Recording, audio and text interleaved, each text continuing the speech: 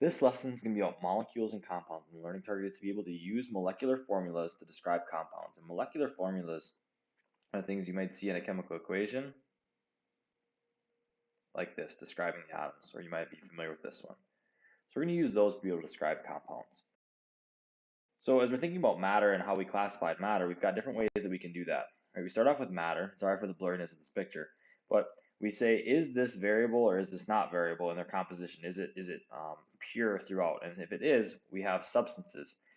Now, once we know that something's a substance, we look, can we separate it into simpler substances? If that's no, then we're talking about an element. If that is yes, we're talking about a compound, and these compounds is what we're going to be looking at today. And so we're talking about things like pure water, and you can see the molecules of pure water right here.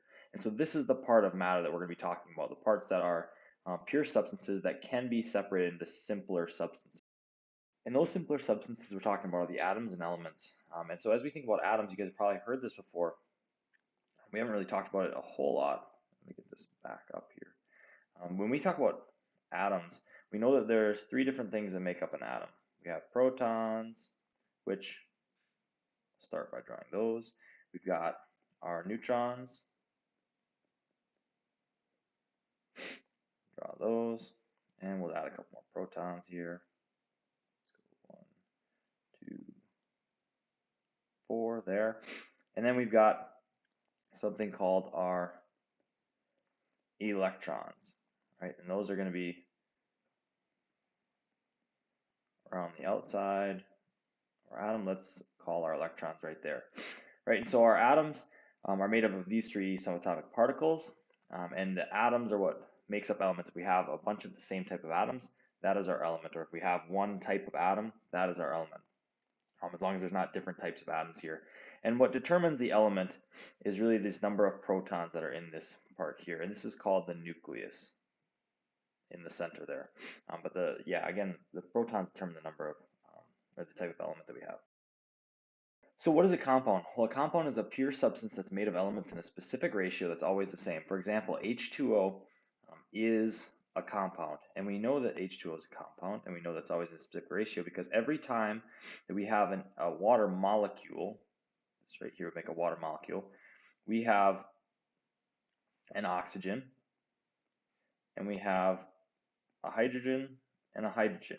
And every time that we have a water molecule, an H2O molecule, we always have this specific ratio, 2 hydrogens for every 1 oxygen. So if we were going to add more water, we would have, again, 2 hydrogen atoms for 1 oxygen atom. And again, we would have 2 hydrogens for every 1 oxygen atom. So every time that we have water molecule, you're going to find that it has a 2-to-1 ratio of hydrogen to oxygen, and that's a compound. It always has a specific ratio. If we had something different, like let's say we had hydrogen peroxide, that is H2O2, and so this would be the ratio of hydrogen to oxygen for something called hydrogen peroxide.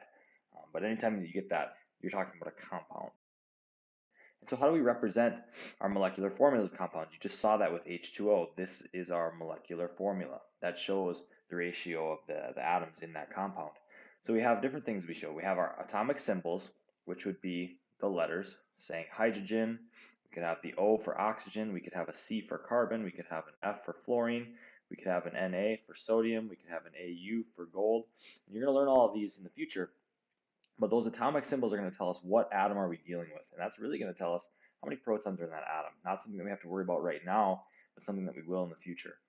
We also have our subscripts, which are these little numbers down at the bottom here. And this tells us more about the ratio of the atoms in this molecule. And so this little 2 is going to tell us that for every water molecule, we have 2 hydrogens. It's the atom right in front of it. You can tell that there's not a number right here after the oxygen. And so that means that we only have 1 oxygen in this water molecule. I used the example before of H2O2.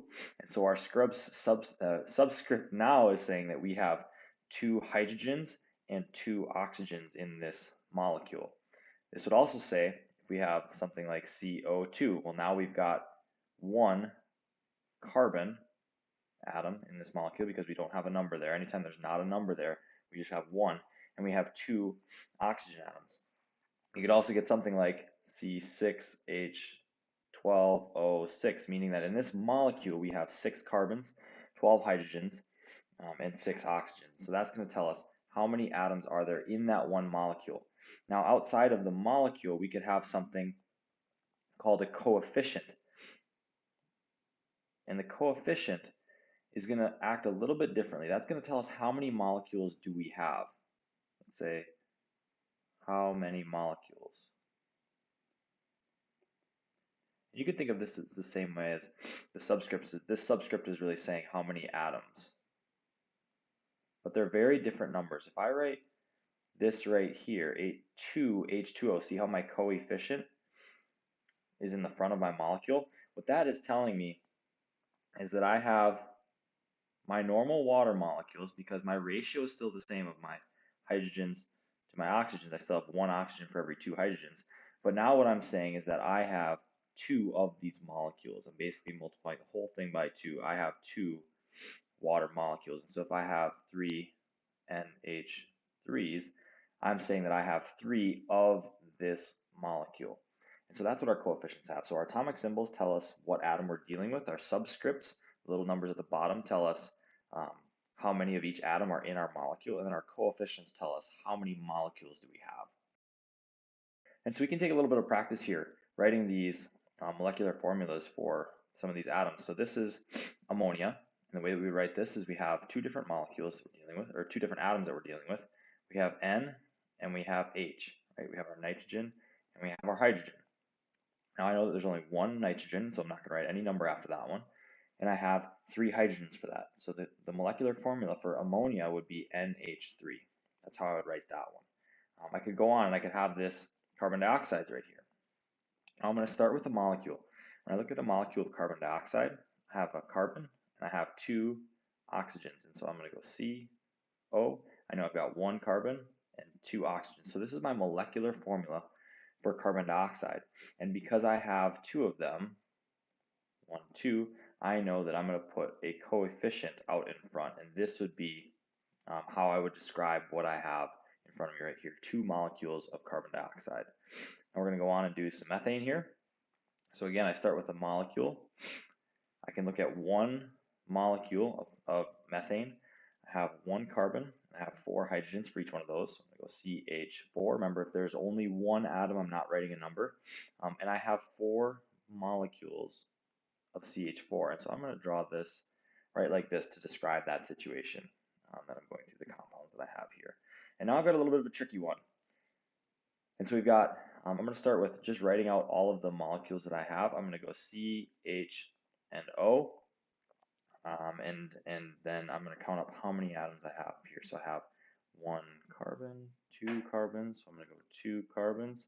I have 1, 2, 3, 4, 5, 6 hydrogens, and I only have 1 oxygen, so I'll leave that one blank, and I only have 1 molecule. So this is going to be labeled as C2H6O. And so, again, what you guys are trying to do here is you're trying to be able to describe the compounds that we have using molecular formulas, because then we can communicate them to somebody else. And so I hope that that helps. Remember the notation of atomic symbols are the letters telling you what atoms you have. The subscripts are telling you the ratio of atoms in that molecule. And then the coefficients are going to tell us how many of those molecules you have.